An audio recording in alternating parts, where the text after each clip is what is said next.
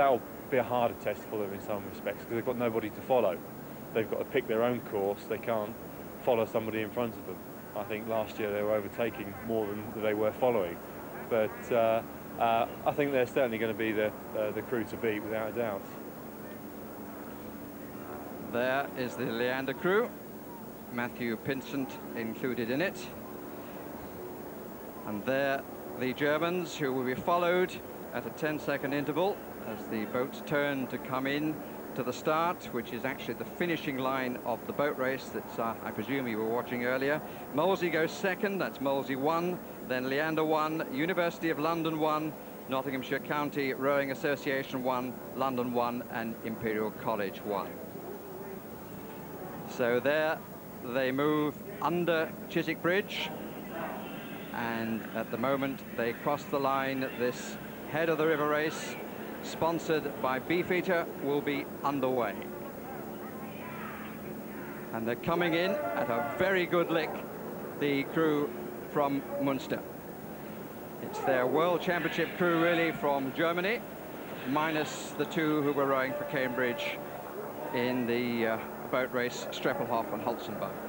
The Germans have taken off very fast indeed. Their timing is taken from the finish of the boat race course. There's 10 seconds supposedly between the crews, but Molesey hung back a little bit, leaving the Germans out on their own a little bit to find their own way. But the Searle brothers in the stern of the Molesey crew have taken off right behind them. Leander holding back even more so here, again with Pinsent and Redgrave in the middle of their boat, and they are off right now.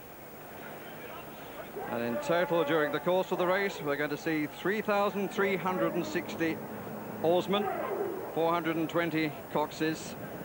It's a marathon on the river, and really quite extraordinary. If you place the boats end to end, it will cover 4.7 miles of the river, and if you put them across the river, it will cover 1.5 miles. There's the gap between the leading two off, with the Germans out in front. And let's make a quick comparison, Chris, with the style that we saw earlier in the day, in particular from Cambridge. Well, I think they're a rather more upright style than we saw from Cambridge. They're going to be a high striking crew, this, and the conditions will probably suit them.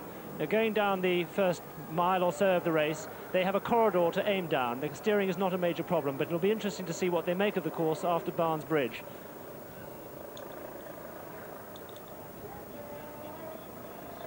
And of course, while they move off, other crews assemble for the later starts. It's very nice for us, having just watched the boat race, and the crew that we reckon is probably the best crew in Britain. Nice to see and compare with the reigning world champions. And here they're coming towards us now through what is really still quite a choppy bit of water here on the tideway. The tide's turned. They're with the stream now, covering the same exact distance that the boat race crews covered 3.5 hours ago. And they're coming down towards Barnes Bridge, and they're looking very strong. A big gap between the crews here, rather more than one would expect. They've given themselves a lot of distance. So I think certainly the attitude of the Molesey crew, where they've got the Searles in the stern, was they wanted the Germans right out on their own, so they wouldn't really have a feel for the pace of the race. And obviously the Searles have rowed this race many times before, and they want to try and put the Germans into a vacuum. Looking down there, we see the Searles, Johnny Searle at stroke, normally the bow of the two, Greg Searle behind him, and a boatload of internationals to support. And Johnny Searle, in fact, missed the race last year because of a rib injury in playing a game of rugby. And we were talking about coxing the river. The man coxing the Molesey boat, Gary Herbert.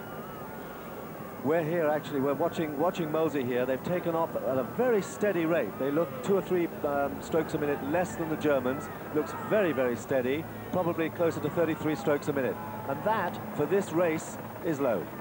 There's Johnny Searle in the stroke seat, his brother Greg, younger brother Greg behind him, and Jim Walker, one of the better men in the national team, sitting at 6.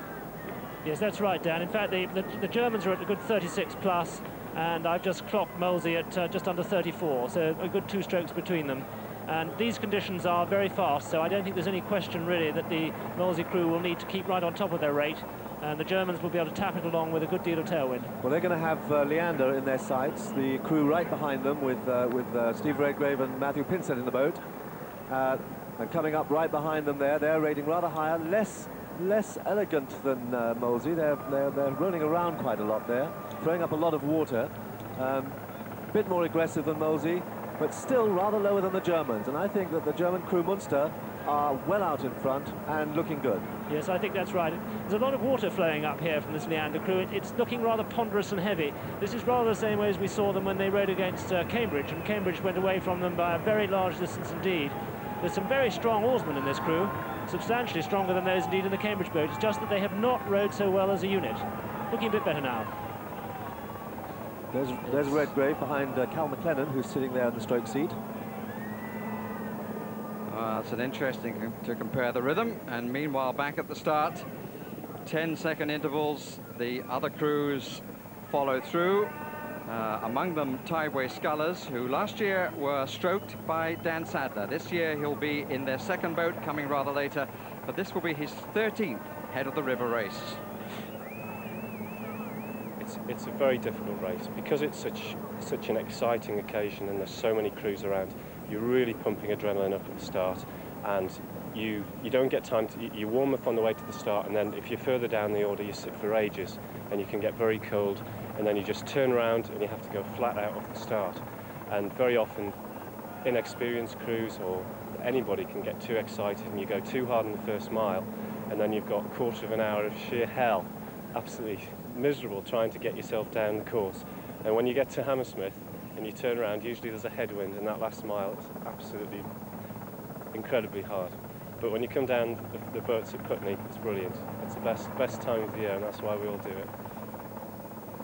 They are in fact well underway. Tideway Scullers School 2 went at 22, and we're now coming up to crew number 32, which is Kingston Grammar School 1. They won the school head. They beat favourites Eton by 5 seconds, and Kingston Grammar School will be thrilled to be racing in this race against the very best in the world. That's really why this race is so exciting for them. And here we were looking there at the leaders.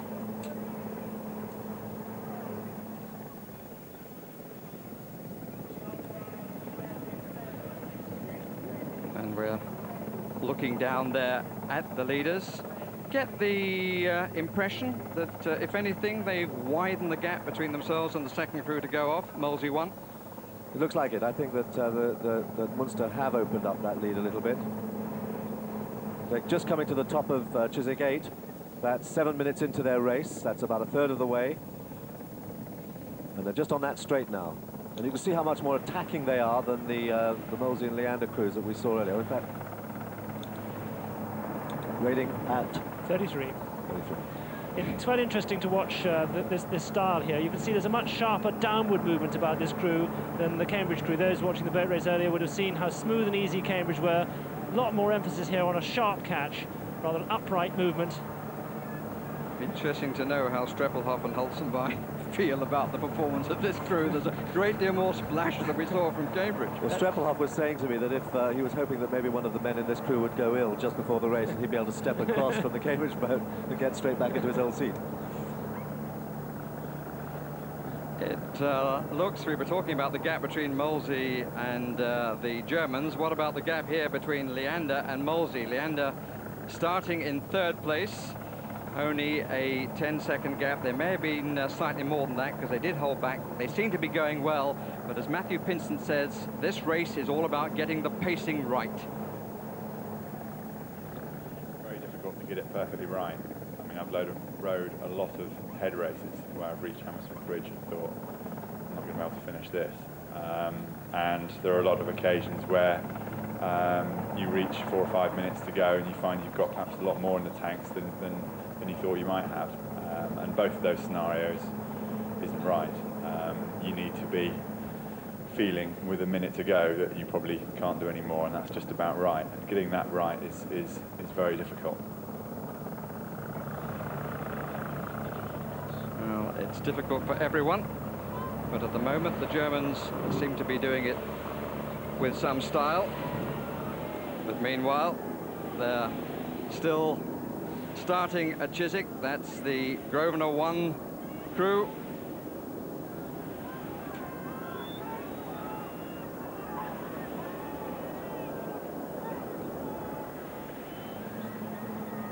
There, I think, is the main battle between Molesey and Leander, and by no means for the first time in British rowing. They're just coming past the milepost now. They've got about a mile to go, coming past the milepost, and certainly Munster have opened up, moving very, very well indeed. But up just behind them, certainly Leander has closed up on Molesey. That'll be giving the Searle brothers a very, very bad turn.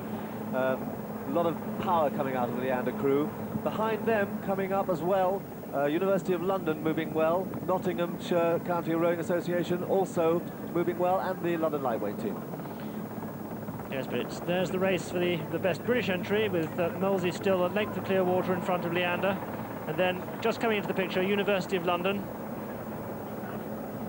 And behind them, we have Nottinghamshire County, the first of the British national squad lightweight crews.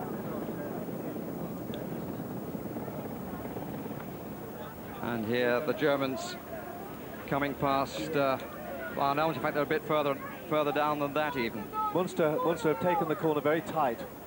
The British crews, the coxswains who know the course, have gone very wide around this corner. And as we expected, the German cox doesn't really know the river quite so well. The stream runs very wide around that corner. But Munster have cut the corner. They're coming close now around Fulham football ground, and the cox can see the finish now. He's straight for the finish, 2.5 minutes to go, but they are moving very, very well indeed. Well, it's fascinating, isn't it? He's saying, never mind where the stream is, I'm going to take the shortest route as he sees it to home, but maybe the water underneath him is not so favourable. Well, it'll have lost him a couple of seconds, 2 or 3 seconds there going across the flats, but he's coming down now very well. They're still maintaining that good 35, and they're winding it up. They know they've got 2 minutes to go. They're in the home straight, and they have really opened a big lead off the pursuing British national squad crews. And it's Molesey now, Molesey who steered the conventional way round the outside of the bend, but the Germans in front there now at 38. They're really building up for the finish. They can see it straight the way down. Oh, this is a very fine row by the Germans. Interesting to compare what Cambridge might have done had they been in this race. Well, indeed, I think West Germany would have beaten them. I think the Munster crew would have beaten them, but I think Cambridge would have been well in between the West German crew and this crew, Molesey and Leander. Cambridge would have been certainly in second place. Molesey now just about a length clear of Leander. There's a length of clear water, hanging on to their lead, but of course it's Leander who are leading here. They've closed up a good 20 seconds, 15 seconds to 20 seconds on Molesey, with Steve Redgrave at 7, Matthew Pinsent at 4, winding up for the last minute and a half to the finish. And the finish is in sight for the Germans. They're alongside Bishop's Park. The last grueling strokes of this year's Head of the River, and it does look as though they are about to hold on the title they won 12 months ago. In fourth place, University of London have been left a little bit by Leander. Nottingham have perhaps closed a bit on them, but London Rowing Club, the lightweight squad based in London, have closed probably on both of them and could be in for a fourth or a fifth place here. And watching the Germans, they're coming into the closing stages of the races. They've actually wound their rate up to nearly 40 now. They're really going for this line. They're obviously determined to get the biggest possible margin over the British crews, which could form their opposition later in the summer. Very competitive effort from Munster. Fantastically competitive effort. Really have led the way from start to finish with fine style. Just crossed the line, they've finished. And Leander have closed even further now on Molesey. They're overlapping them, just about overlapping them. Molesey trying to hold on to that lead, but it's certainly going to be Leander in second place. The British national squad men in Leander colours, the pink there on the far side in second place.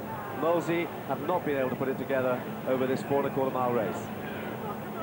It's Molesey nearer camera on the Surrey station, as it were, and Leander on the Middlesex station. But let me remind you again, they started 10 seconds apart, so there's no doubt that Leander will have a better finishing time than Molesey. But still they come. The 420 crews, we have a mixture of the elite and those who just enjoy going down to the river, don't know too much about the real quality of technique, but just enjoy the sport. Well, we can see now the unofficial result, and it confirms how important it is to get the steering right on this river. Munster cutting across, lost the stream, and in the end only beat Leander, this is unofficial, by 2 seconds. Molesey at the moment are in third place, but the lightweights from both London and Nottingham may seriously question that third place. back on the water. This is up at Barn Elms. They're battling away to reach the finish. And of the 420 starters, here will be the last to go. The 5th crew from Imperial College still wait to get underway. But on the Thames, on a delightful afternoon, we've seen rowing at its best.